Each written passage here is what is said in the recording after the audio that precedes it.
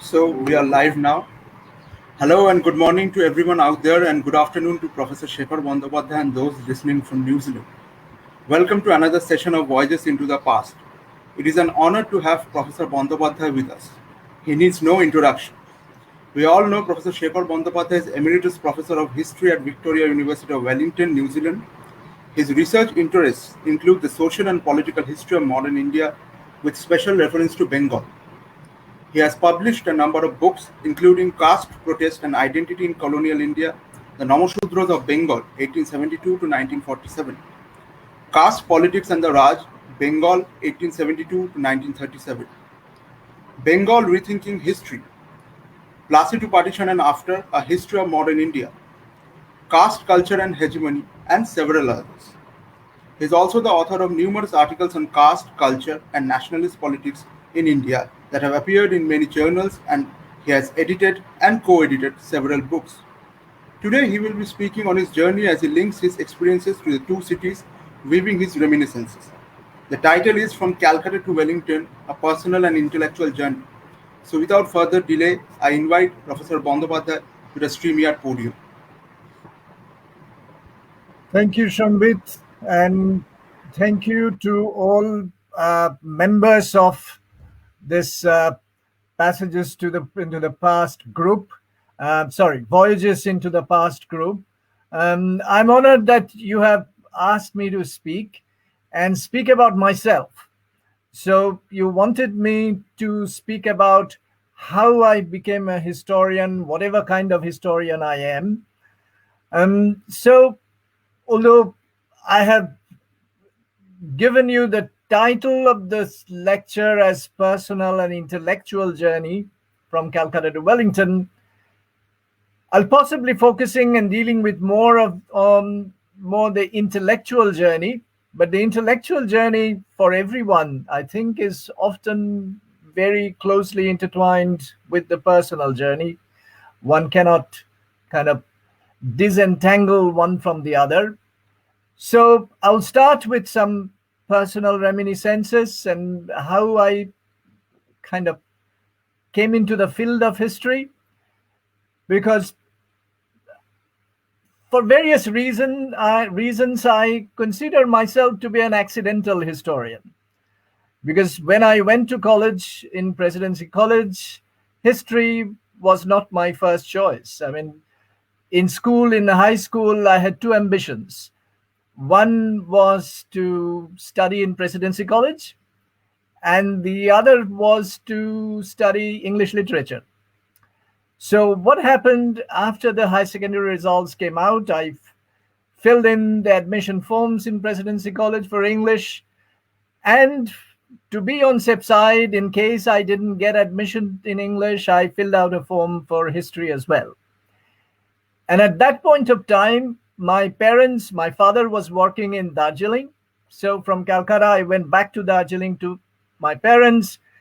And I requested one of my friends who was a couple of years older than me, who was already a student of Presidency College, to keep an eye on the notice board and let me know when the admission test dates would be announced. And a very responsible person that he was, he simply just forgot. So after a while, when I came back to Calcutta, I found that the admission test for English was already over. So I missed the test. Later on, I got admission in English in Jadavpur University. So I had a choice at that point between Presidency and English. So at the end of the day, I chose Presidency. It's not the fact that I did not like history as a subject.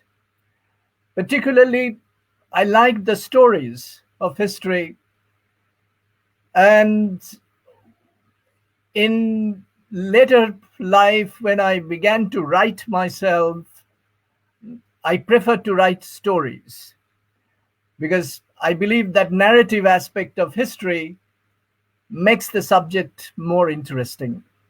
It's not that I don't like analysis, but I feel that analysis and theoretical part should be deeply embedded in the story.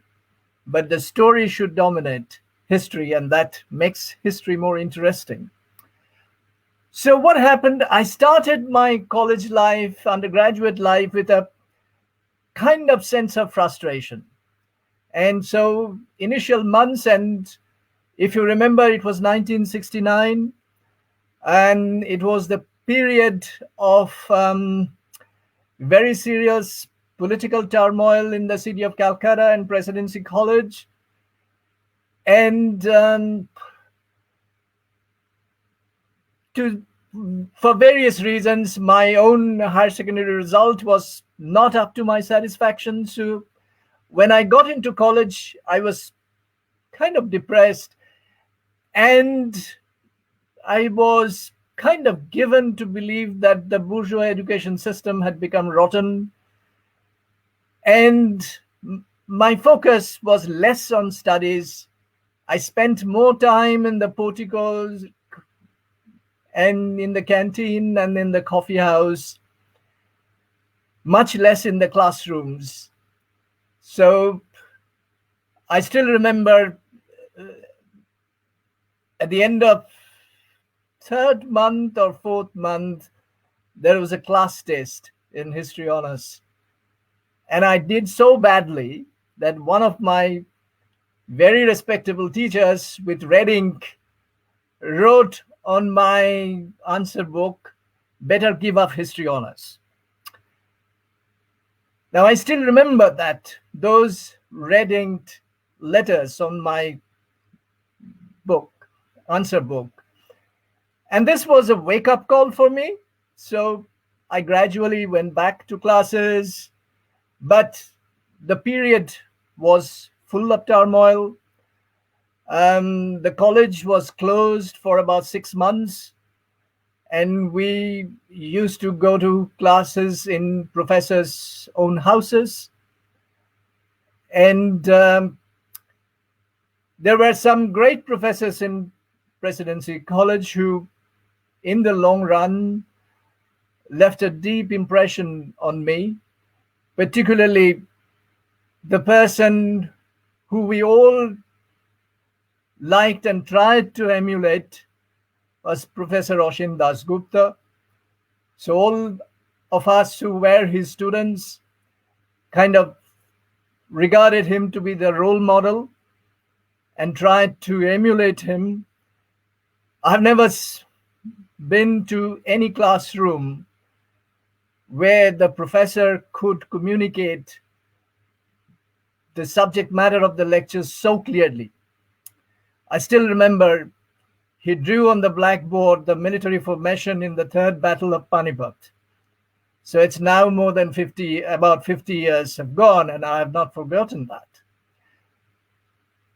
But once again, the period was full of turmoil, and at the end of it, the 3-year undergraduate went into 4th year, and at the end of 4th year, when we finally finished BA, the result was not good. I missed a first class, to the huge disappointment of my family, and I was not really studying that much. And as I said, that I spent more time, and I still continued to spend more time in portico and canteen and coffee house than in the classrooms. But at the end of the day, when I look back, I don't regret, because although there was turmoil, we learned from classrooms, but we also learned a lot out of the classrooms. We learned from life, and the life was unfolding, and we were deeply engaging with that life. We were questioning what was happening around us, and that was a big lesson. So by the time I got into 3rd year, situation improved, and by the time I went to Calcutta University for my MA, things have changed significantly. For the MA, I was more focused on study. All kinds of extra academic activities were stopped, and I focused more on study, although at that point of time, I was also having a very ill health. But despite that, I was finding more and more interest in the study of history.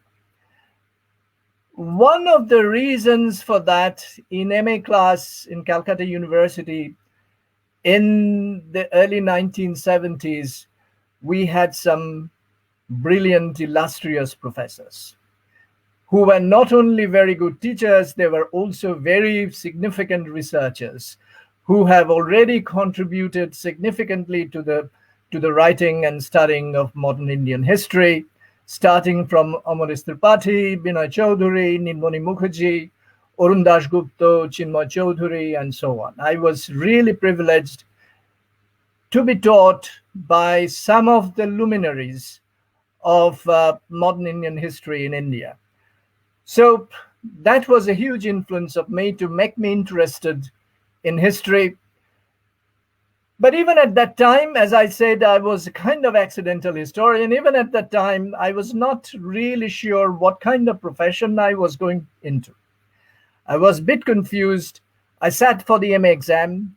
And after the MA exam, I was still kind of exploring where to go. I was thinking of sitting for the IAS exam, sitting for the bank officer exams, and so on.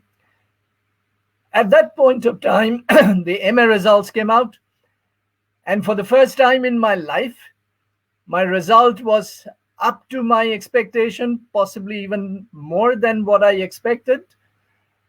And what happened as a result of that, within 1 week, I got a teaching job. So I was very lucky in that sense. Within a week after my results came out, I got a teaching job in an evening college in North Calcutta, Sri Chandra College, where I taught for about 1.5 months. It was a kind of temporary job. And then I got a more permanent job at Narendrapur Ramakrishna Mission College, where I taught for about 2.5 years. And after that, I moved to Colonial University for a year, about 11 months. And then by December 1979, I joined the faculty of Calcutta University. So I moved, after the MA exam, I moved quite fast. And around that time, I further developed my research interest in history.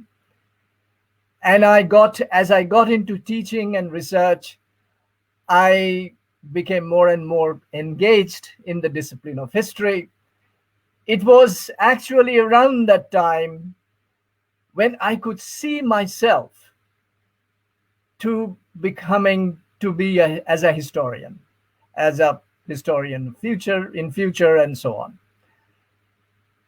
One of the major reasons for that was the intellectual environment in Calcutta University History Department at that time. When I joined in 1979, all of my teachers were there, so they could act as mentors. We had long discussions.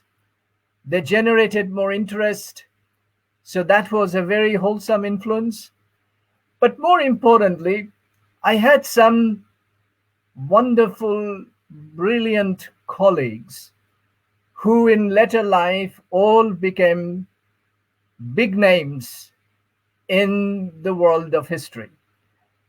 I joined in December 79. I think about a year before me, 2 young lecturers had joined, Gautam Bhadra and Hari Vasudevan. And within a month after, with me came Parimal Ghosh. And after me, within few months, came Suranjan Das, Arun Bandyopadhyay, Bhaskar Chakraborty, Rudrangshu Mukherjee, Lakshmi Subramaniam, Vasudev Chatterjee. And as guest lecturers, we had Rajat Rai. And as I'm reading out the names, those of you have already started studying history, you all know that all of them in later life have become very well-known historians. But we belong to the same age group. We started our career at the same time in the history department of Calcutta University. We incessantly debated, we quarreled, we disagreed, but at the end of the day, we remained good friends. And this was, I believe, one of my best times as a kind of budding historian who had really huge kind of feedback support from a bunch of colleagues who were all seriously engaged in the business of history. We used to have study groups every month. In one of our houses, we used to sit where we used to discuss our research papers. And outsiders also came. I remember for some years, Gyan Pandey, another very luminous name, was in Calcutta. He was working at the Center for Studies in Social Sciences. He used to come to our studies circle meetings. Sugata Bose, whenever he was in Calcutta, he used to come to our meetings. So it was, we were a very good academic community and helping each other to develop as historian with our interest in history. So I can go from here that it was around this time, 1980s, that I got into research. And as I mentioned already, as I got into research, I fell in love with the subject of history. Historical research, I mean, my supervisor was Professor Emeritus Tripathi. I still remember when my result came out, I went to see him in his office after the results came out. And the first thing he said, "You're going to do research with me, aren't you?" I'm like, "Yes, sir." But in those days, our methodology was somewhat different. It was more kind of starting with serendipitous research. We identified a topic, then we went to archives. The method which we were being told by our teachers and others that go to the archives, look at what archival materials are there, and the archives will frame your research questions. So unlike what we do today, when we frame our questions and then go to archives and ask the archives those questions, it was the other way around. So what happened as a result, I started with a very broad topic of studying Bhadralok culture. So I went into archives, and then what struck me from the archival materials, that unlike what I have been hearing all my life, that the Bhadralok community is a very liberal community, and in Bengal, caste did not matter. Archives told me it was just the opposite. The Bhadralok community, since the beginning of this community in the early 19th century, had been very, very caste conscious. There was, I won't say there were from the very beginning casteist or anything like that, but what I found that there was a very significant ambiguity in their political attitude and social attitude. On the one hand, they were attracted to liberalism. They were attracted to political democracy. They wanted liberal constitutional reforms and more participation in the political life of their country, as long as their exclusive caste privileges were maintained. So whenever people from the lower castes, middle-ranking castes, wanted to move up, wanted to challenge them in their monopoly of power, there was huge resistance. Colonial policies, I found, were trying to change this situation, but the Bhadralok society managed to maintain their stranglehold on power. So I moved wholeheartedly into this caste, what I called later on the caste question, in Bengal society and politics. It was a time when a significant work had come out. Hitesh Ranjan Sannal had published a number of articles. The articles later on became a book, Social Mobility in Bengal. Once again, he showed from around 18th century or even earlier than that, how caste society was working, the material basis of caste society, social mobility within the caste society, and so on. And this was the period, 1980s, when I started researching. This was also the period of social science turn in history. That is to say, historians were borrowing methods and theories from cognate disciplines like sociology and anthropology and applying those theories to study the past.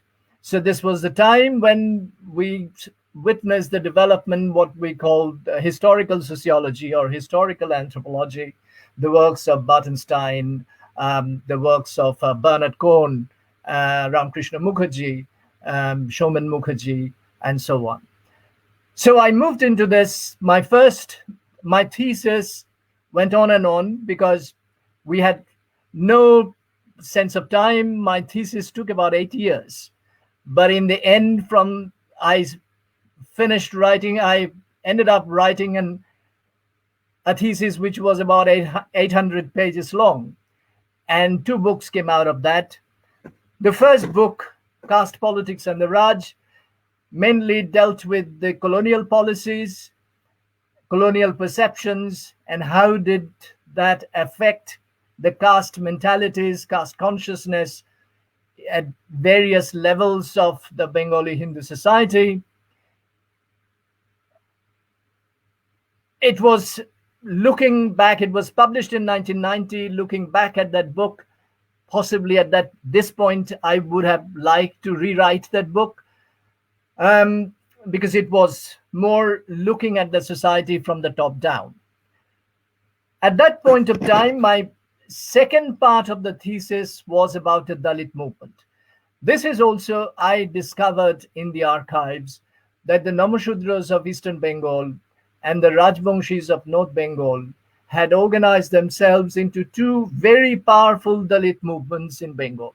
And in this case, this sense, Bengal was no exception to other parts of the subcontinent.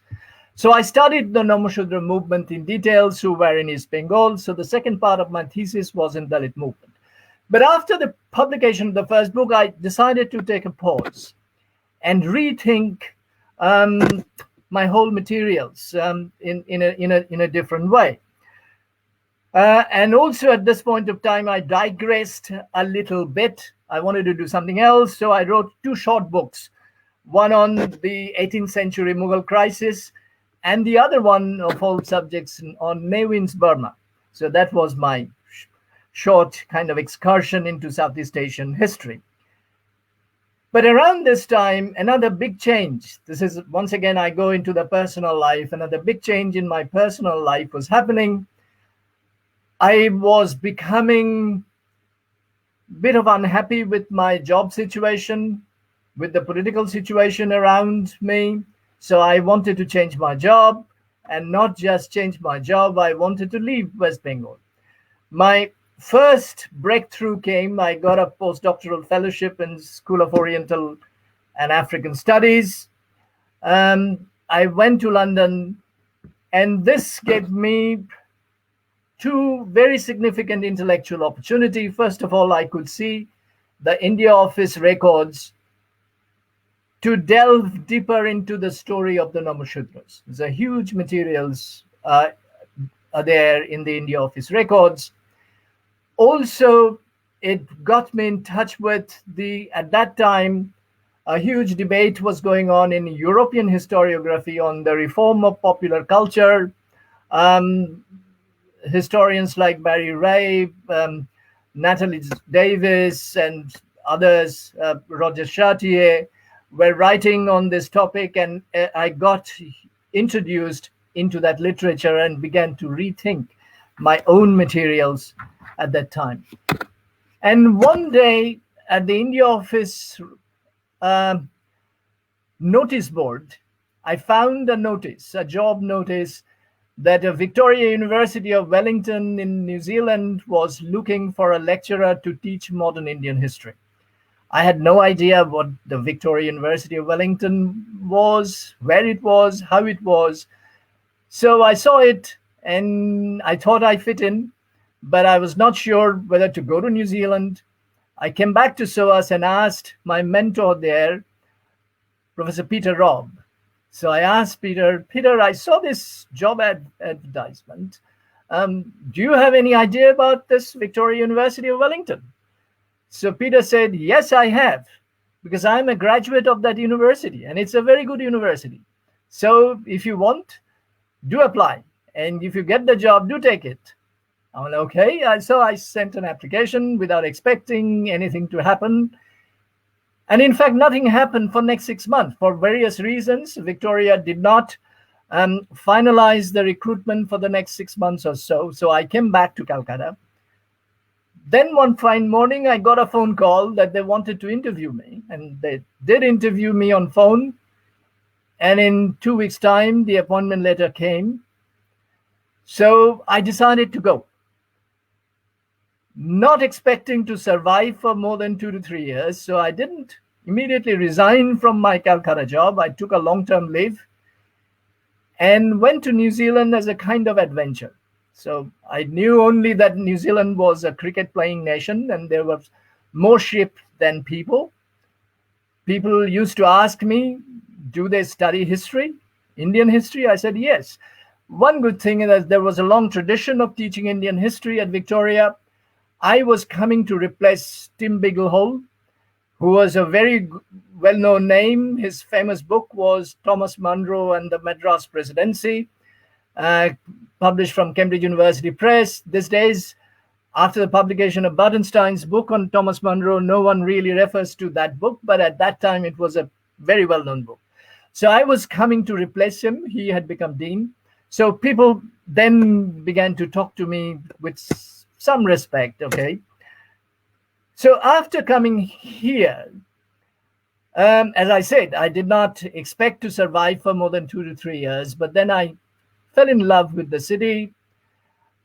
This university also embraced me and offered me a permanent job and offered me all the facilities that I could ever dream of to carry on my research on modern Indian history.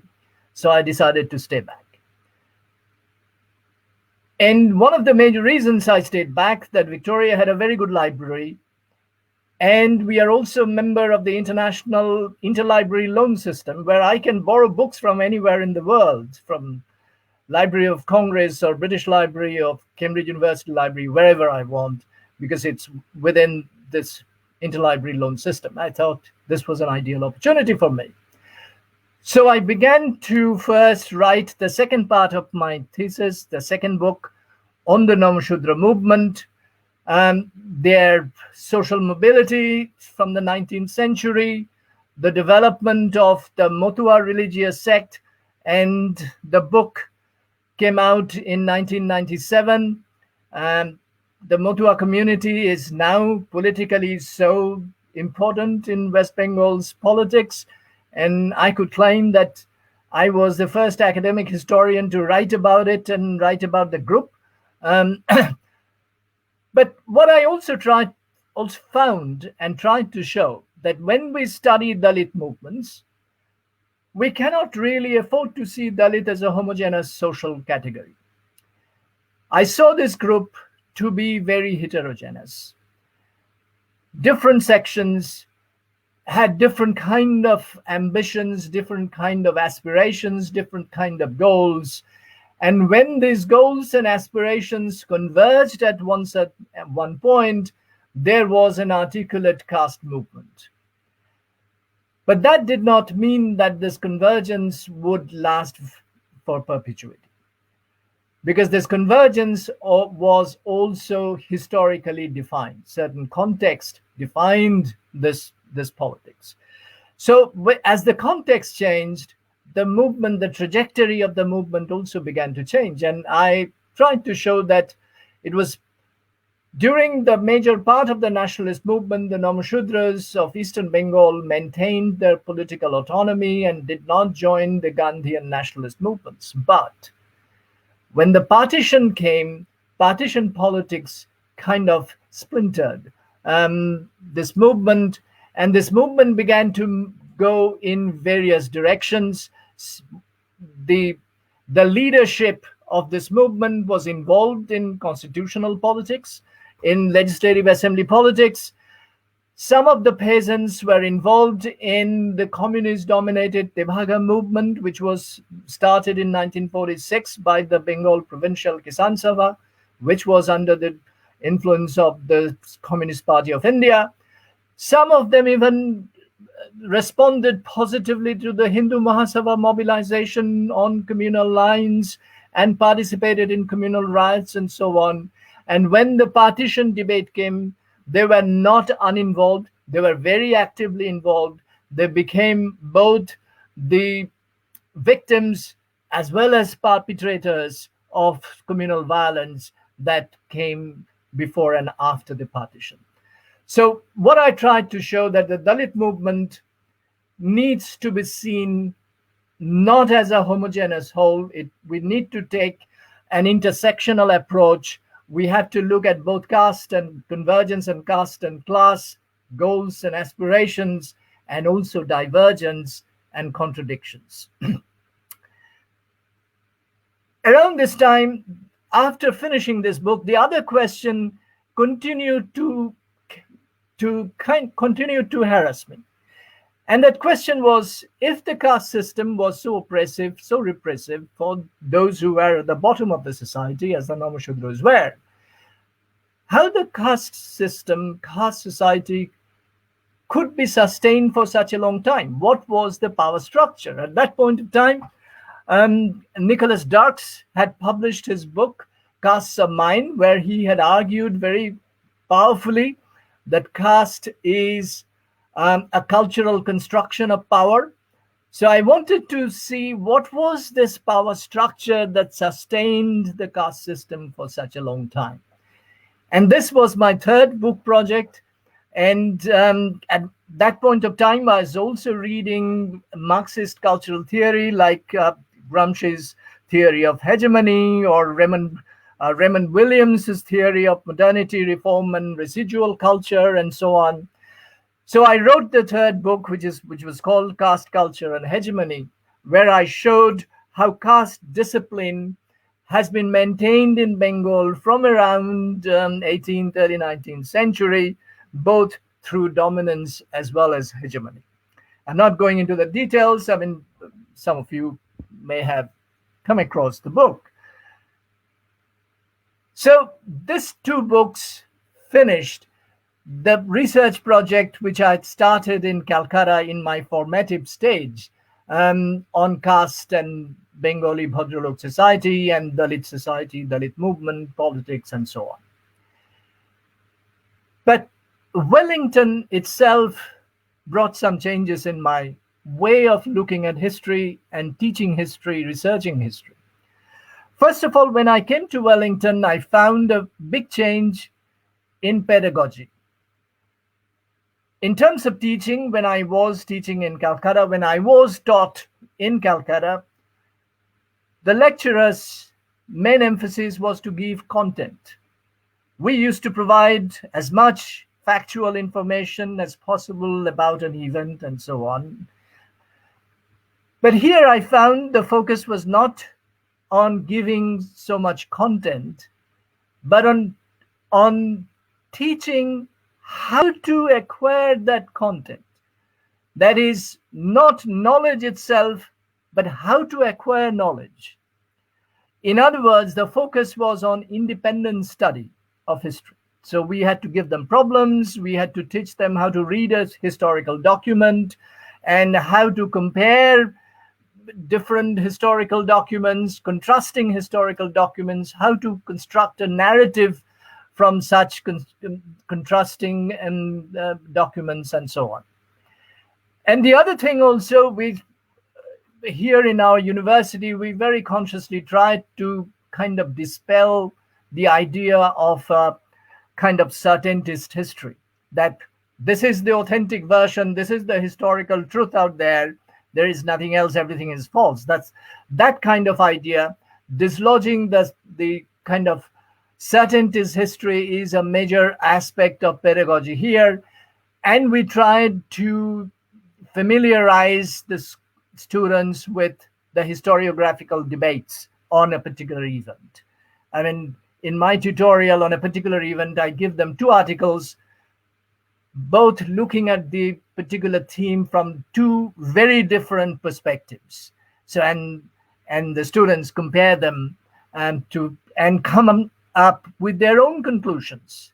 And so, in other words, going away from certaintist history and to familiarizing students with the historiographical debates, because history is all about interpretation. And that is why we say, I'm not suggesting a postmodern relativism, but one needs to remember that of a single event, there can be many interpretations. That's why we have one event, but many histories. Many historians, different historians can write that event from different perspectives with different kind of records. And that is why historical writing change over time. So at this point of time, when I was learning, experimenting with a different way of teaching, came an offer from Orient Longman to write a new textbook of Indian history. So I thought that's a big challenge, and that's a good challenge which I could take because I was away from my primary sources distanced by thousands of miles, and I had a good library at my disposal. So on the basis of secondary literature, I could write a general history, but I wanted to write it in a different way. First, and those of you who have already read my Plassey to Partition book would have seen that what I tried to do is to have a balance between factual information and historiography. Now, another thing which I would like to mention about my teaching, and which is also reflected in this Plassey to Partition book, when I came to teach in New Zealand, it was a very different ballgame, because here students had no prior knowledge or background of India. So it was a kind of blank blackboard on which I'll have to write something. So in India, even in undergraduate students, most of the students have studied history in school and studied Indian history, so we can assume some elementary knowledge. But here, there was nothing. They knew how to procure knowledge, but they did not have that background knowledge. So some of the books which they read, the textbooks, were very difficult for them, because those textbooks, the existing textbooks, assumed some background knowledge on the part of the students, which my students did not have at all. So you can see in Plassey to Partition, therefore, I tried to integrate both factual information as I saw it fit, as I interpreted them, but at the same time, I wanted to expose the readers, the students, to the historiographical debates on each and every important event in modern Indian history. Because I believe that historians have looked at modern India in very different ways, and modern India has voiced itself in myriad ways, in various ways. And if I look back at my book, I think the most important chapter is chapter 6, which is called which I call Many Voices of Nation. And that was the main kind of argument which I wanted to propose in that book, that India, as it shaped during the British period as a modern nation, that nation was speaking in many voices. That nation essentially was a pluralist nation. And this is something which we need to keep in mind when we talk about the nation and the nation state. And that is the major message which I wanted to convey through this book. I know the book needs revision now. I did one revision in 2011, I think. I added a post-colonial chapter and a chapter on the post-colonial period. And the historiography is still dated, has already become dated. It needs to be updated. And also, I feel that there was less coverage of Northeast India in the book, which I need to change and need to rectify. And also, I think if I ever get a chance to revise this book, I should add a new chapter on environment, health, and science, because this is the areas of history on which significant work has been done in recent years, and which I should add. Anyway, but after I finish writing Plassey to Partition, from Plassey to Partition, which eventually, after the addition of the new chapter, became From Plassey to Partition and After, another question was germinating in my mind. That is 1947 the right kind of watershed for discussing modern Indian history? About our periodization, most of the books on modern Indian history ends on 1947, the transfer of power and the birth of the nation state. But while working on the Namushudra movement, while writing the Plassey to Partition, I found that 1947 was not really a watershed where one chapter ends and another chapter begins, although it was a very important event. So this took me to the study of decolonization.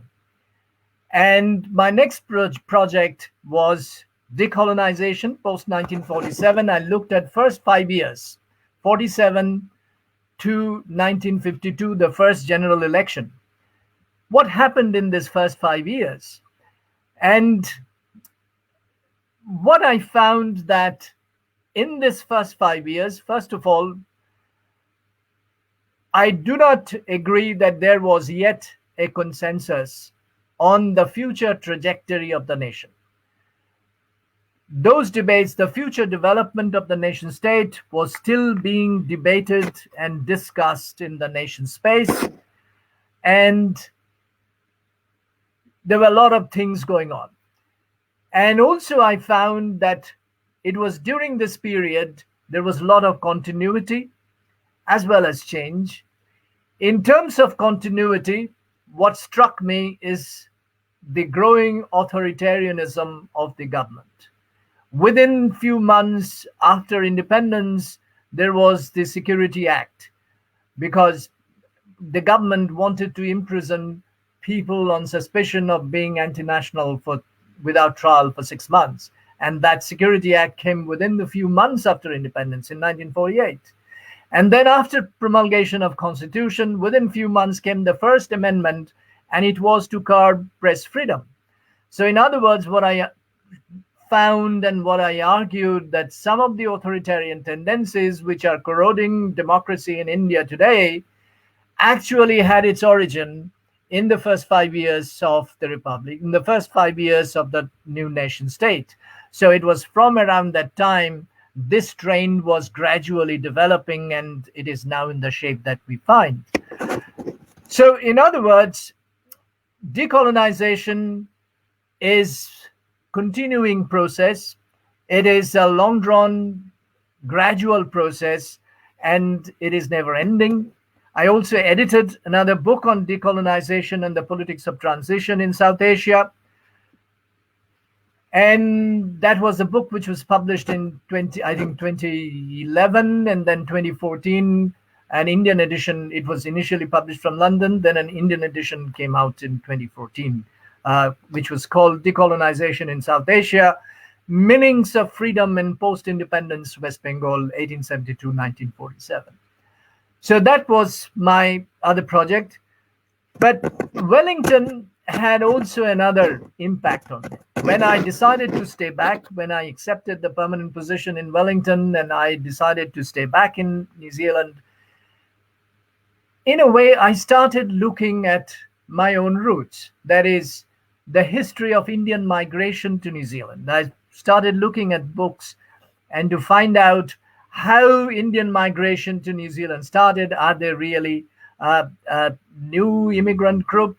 Because New Zealand was a part of the British Empire. So this took me, and I did not find much literature on that.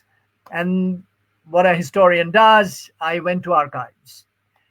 And I found that the first Indian settler who came to I would say the first Indian settler who settled down in New Zealand was in 1809 or 1810. There is a kind of um, confusion about that. Was actually a Bengali sailor, a Laskar from an East India Company ships. He jumped the ship when the East India Company ship came to New Zealand. He jumped ship, married a Maori woman, and settled down in New Zealand. And he was from somewhere in eastern Bengal, most probably Chittagong or Sylhet, because it was from that area that the Laskars or the sailors of East India Company ships were being recruited at that time. Later on, other scholars have found, recently a PhD thesis has shown that the first Indian to arrive in New Zealand was as early as 1769 and dispersed. There were two people, one was born in Pondicherry, the other one in Bengal. Both came in a French East India Company ships.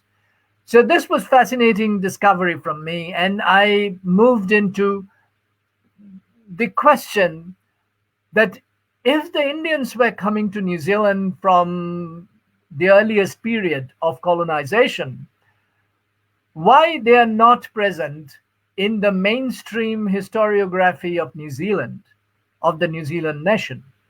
And I wrote a hard-hitting article in the New Zealand Journal of History arguing that the small numbers and this negligence was because of preemptive prevention of Indian migration through immigration laws, discriminatory immigration laws, which wanted to stop immigration of by Indians at a time in the 1890s and the first decade of the 20th century when Mahatma Gandhi was fighting for the rights of the Indians in South Africa.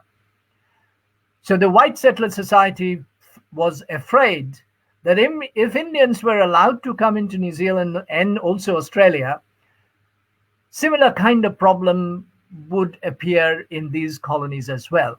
So this led to what is called the white New Zealand policy and the white Australian policy. And I wrote a number of articles and eventually ended up editing two books. One is called India and New Zealand, and the other one is called Indians and the Antipodes. Antipodes means both Australia and New Zealand. It's a comparative study of Indian migration to both Australia and New Zealand.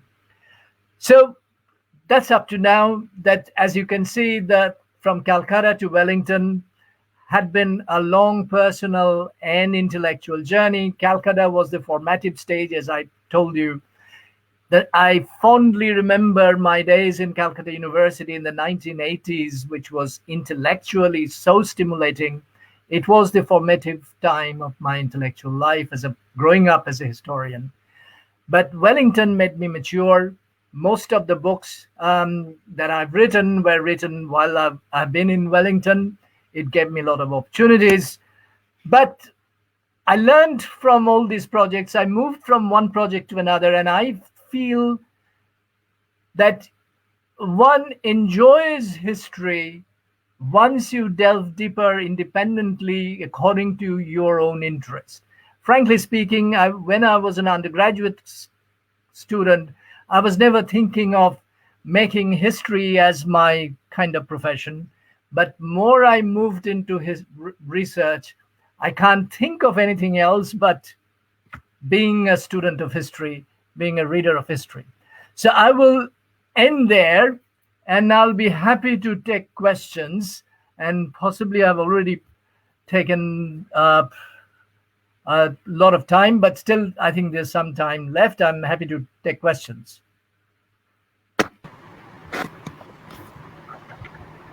Thank you, sir. This is one of the mesmerizing talks we and our audience have ever heard. the journey of an accidental historian. The days in the 1970s, 80s, when the students learned not only from the classrooms but also from interactions with various peoples outside classrooms, the intellectual environment in the university where students got to know about their capabilities, research interests, the intellectual journey outside Bengal, carrying out research and teaching in New Zealand. Sir, I have one question. What were the reactions from the people belonging to the Namushudra communities when they got to know about your research? This is a long story because for a very long time, the community itself did not know about the book because it was published in London. And because of various restrictions of these foreign publishers, it was so expensive, and I could not bring out an Indian edition for quite a while. But then the Indian edition came out. In fact, it was the second edition of the book, which Oxford University Press published in 2011. So it is actually from around 2011, although the original book was published in 1997. So when the second edition came out, the community came to know about it.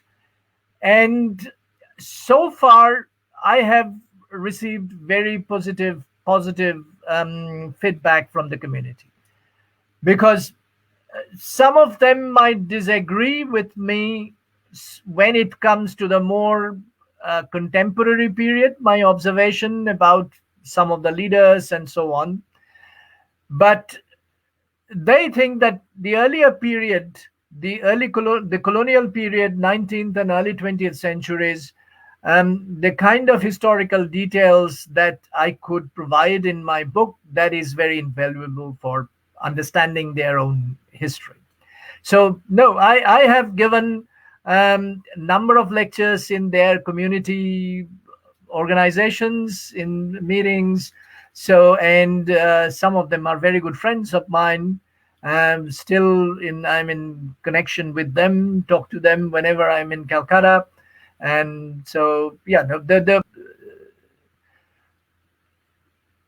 but as I said, that this has become a politically sensitive issue, and some of them are not quite comfortable when I say that during the partition, the movement became divided, became more heterogeneous, and so on. But also, the second edition of my book kind of set some of their concerns at rest. And then what happened, I tried to, my book, the Namushudra book, ended in 1947. And then I could not find this movement again after 1947. And that is my current project, where I'm looking at the post-partition migration of this community. They're coming to Bengal, West Bengal, their horrible life in the refugee camps, and then being sent to Dandakaranya and so on, and to Andaman Islands. So, and their struggle for rehabilitation, resettlement, etc. This is my next book, which is already written. It's with the publisher, and hopefully within this year, it should come out. Okay, we shall take some questions from the audience. Yep. This is from Shandip Bagh. His question is in Bangla. আপনি স্বাধীন ভারতের মতুয়াদের জীবনে সংসদীয় রাজনীতির প্রভাব নিয়ে কিছু ভেবেছেন? উত্তরবঙ্গের রাজবংশী জনজাতির বর্তমান অবস্থা নিয়ে যদি কিছু বলেন। উত্তরবঙ্গের রাজবংশী রাজনীতি নিয়ে কিন্তু আমি খুব একটা কাজ করি। উত্তরবঙ্গের রাজবংশী রাজনীতি নিয়ে আমার এক ছাত্র স্বরাজ বসু থিসিস করেছিল এবং তার বইটা বেরিয়েছে। সুতরাং এই বিষয়ে আমি খুব কনফিডেন্স নিয়ে কথা বলতে পারবো না, এবং যার জন্য আমি বলতে চাই না আমি এই নিয়ে কাজ করিনি। বর্তমান সংসদীয় রাজনীতিতে মতুয়াদের সম্বন্ধে আমি অলরেডি 2011-এর যে আমার second edition of the book, সেটাতে আমি ইতিমধ্যেই লিখেছি যে মতুয়া আন্দোলন মাঝখানে একটা সময়ে একেবারে তার it was kind of disappeared from the public space, but nevertheless it was maintained by the devotees. And when I went to interview people in the refugee camps, they told me that more than 90% of the people in the refugee camps were followers of Mutua sect. But at the same time, there was also a kind of tension, because the leader of the Mutua sect, Promoter Ranjan Thakur or Pia Thakur, had joined the Congress. And many of the refugees did not like that, because Congress government was thinking of sending them to Dandakaranya. And Thakur was actually supporting the Dandakaranya scheme. So many of the refugees were not happy with his political position, but nevertheless, they were devotees of the sect. So in the 1970s, Thakur gave up politics. He left Congress. He was disillusioned with the Congress. That disillusionment had to come, and it came in 1964. In 1976, he rebuilt the Motua Mahasangha as mostly a social organization. It did not participate in any politics. In fact, the written constitution of Motua Mahasangha very directly prohibits its office holders in participating in any political activity.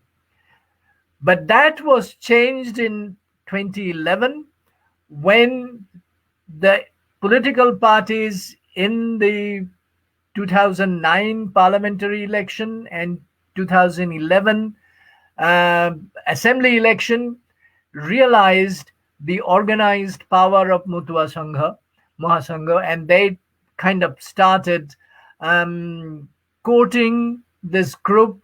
Boroma was still alive, and Boroma's words were kind of an order which all the devotees of the sect would follow. So that was a different way, and I would believe that Trinamool's win in 2011 election was to a large extent because of the contribution and support of the Mutua Mahasangha in about 29 to 30 assembly seats. But since then, once again, things have changed. And because Mutua Mahasangha's major demand, major issue on which they were fighting since 2013 was the Citizenship Act of 2013, which said that those who migrated after 1971 would not be regarded as, would not get Indian citizenship. So they wanted this Citizenship Act of 2013, Citizenship Amendment Act of 2013 to be repealed. And now this BJP government is offering to replace it with the CAA 2019, and many of them think that this will solve their problem. So the Mutua, the group, I think, has become split. But I'm not sure. And as I mentioned to you, some of you at the very beginning, I'm out of touch for last more than 1 year because of COVID. I have not been able to visit Kolkata or talk to any of my contacts within the community. So I cannot really say what is going on at the moment, what will happen in this election, and I don't want to get into that. So the next question is from Professor Amit De.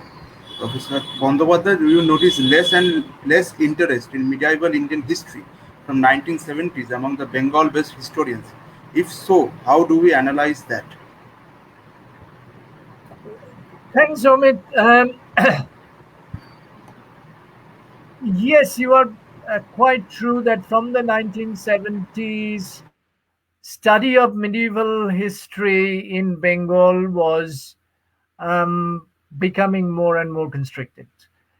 But In the 70s and 80s, we did not feel that because we had some stalwarts among us, like Sushil Chaudhary, Aniruddha Rai, Ratnabali Chatterjee, and so on, who were doing fantastic work in the field of medieval Bengal and medieval history.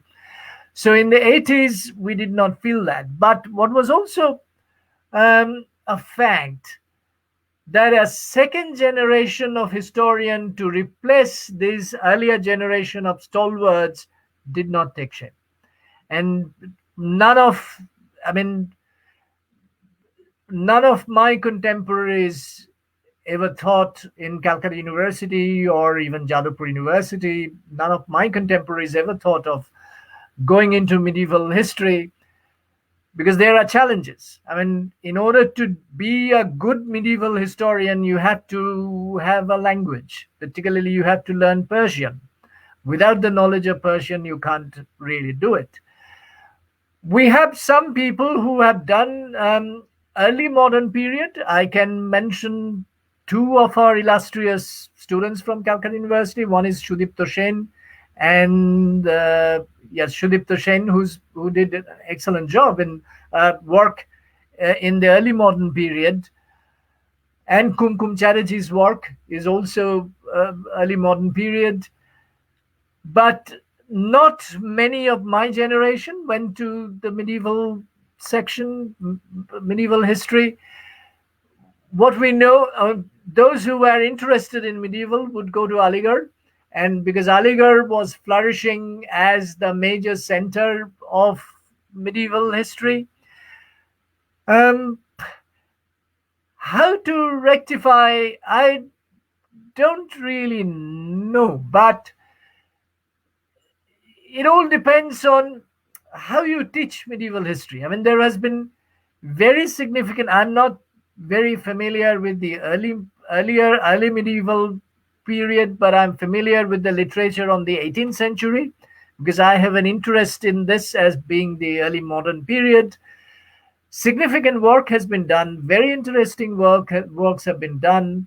So if you can introduce students in those historical debates, I believe you can make more and more good students interested in that, who would be willing to take the challenge of learning Persian. Because it is easy to do modern period, because if you know your own vernacular and English, that's enough you in terms of linguistic ability. But for doing good medieval history, I think one should know Persian. Otherwise, it will not work. So yeah, that's my very often response to your question. So the next question is from Sanjeevan Bishwas. Professor Bandyopadhyay, thank you for your fascinating lecture. As you mentioned, Namushudras are the Brahmins of Dalit in Bengal, within quotes. Do you think for the Namushudra movement or Namushudras dominated other Dalits of Bengal in that time? I won't say I would never use that expression, Brahmins of the Dalits,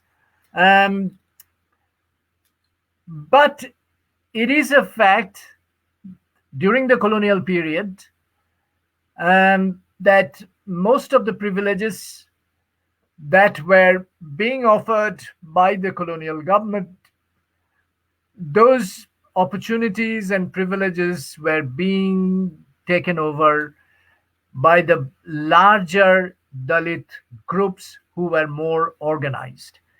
And there were two larger groups who were organized, and those were the Namushudras and the Rajbangshis.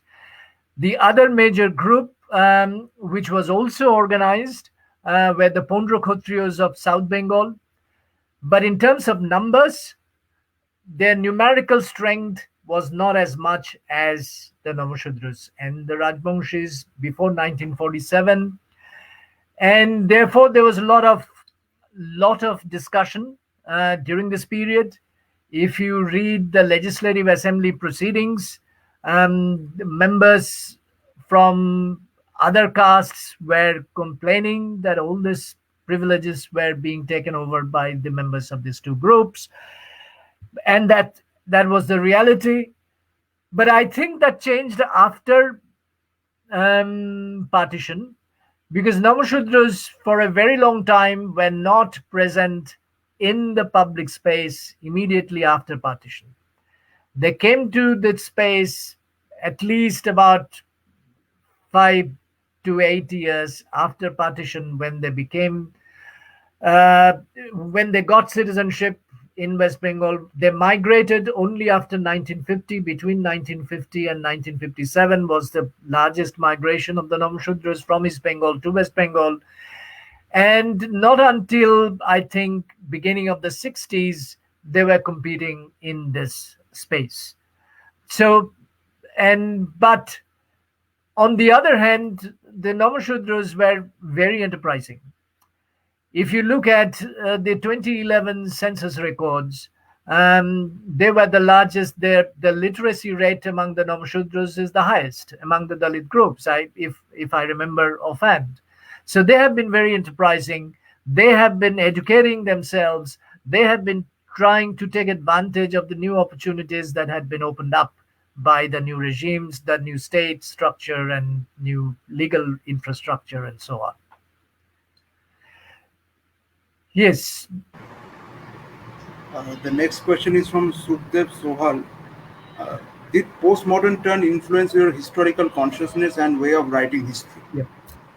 Good question. I mean, when postmodernism came, I read Head and White, and I was quite shaken, because Head and White practically unsettled the discipline of history. Then I also began to read the critics of postmodernism, like, say, Gertrude Himmelfarb, who were attacking this relativism. For a while, I was confused I was not prepared to reject postmodernism out of hand. At the same time, I was uncomfortable with postmodernism, this extreme relativism that history writing is all fiction. You can write whatever. I mean, ultimately, the historian kind of frames his narrative within 4 available formats, and so it's nothing else. So it's all fiction, and there is very little difference between history and historical fiction. What I think that we did not, or we should not, discard postmodernism out of hand. I have an edited book called on Bengal Historiography, where I strongly argued that postmodernism gives us some important lessons which historians should remember. And that important lesson is that not to get stuck in certaintyist history. I mean, it was around this time I read Simon Schama's famous book, Dead Certainties, where he shows one particular event, a murder, which can be written. The story of that murder can be written from 4 different sets of documents in 4 different ways. So in other words, one has to remember that history is about interpretation. Historical interpretation can change. And so it is not that the historical truth is out there and the historian goes and captures that truth and presents that truth to the reader. But it is not true that history is all untrue. History is not untrue, because what gives history its legitimacy is the method of history writing. All history writing has to be based on legitimate, verifiable sources. So it is not fiction. You cannot imagine things and write it without supporting evidence. So you have to write with supporting evidence, and that supporting evidence should be verifiable by other historians, and they should verify whether you are imagining things or writing from certain sources, to providing certain evidences. But of course, I do agree that the nature of evidence has changed. It's not the conventional archives that we follow. The archives, the definition of archives has changed. We use folklore, we use oral history, we use material things as sources of history. But the basic litmus test of what is good history and what is bad history is that history has to be backed by legitimate evidence and a rational argument. And in that way, as all social science produces verifiable truth, history can also produce verifiable truth. But this truth is not absolute truth. This needs to be remembered. And this truth can be looked at, interpreted in various ways, and has been done in various ways by various historians. So I think what the conclusion that I arrived at out of my initial confusion about postmodernism, that we should not discard it totally, but we should be skeptical about its extreme relativism, but we also should question ourselves and not try to present certainist history. Okay. We shall be taking the last question. This is from Shamanesh Mondal. Can you mention the Pondra community who are also Dalit community in Bengal? Is there any political movement guided by the Pondra? Yes, of course. There's a very significant political movement going on among the Pondra Khatriyas.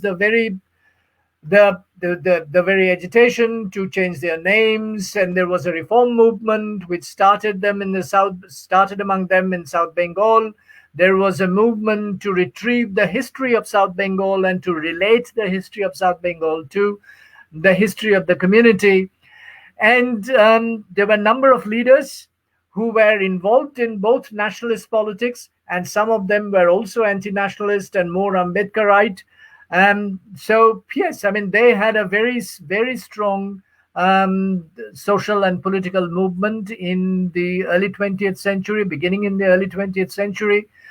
But at the same time, the same thing happened among the Pondras in the 1940s. Many of the Pondras participated in the communist-led Tevhaga movement. And so, in other words, I mean, very recently, a significant PhD thesis has been written in Jawaharlal Nehru University by Neha Chatterjee. I can mention that thesis. It provides a very good discussion of the Pondra Kshatriya movement. I hope Neha will be publishing her book in near future and will know more about this movement. But they were quite active in both political and social movement.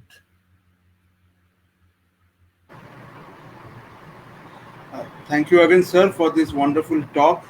I request everyone to support our initiative in order to continue such experiments and to bring such initiatives in front of all of you. Thank you, sir. Thank you to our audience. It was a pleasure. Thank you, sir. Thank you.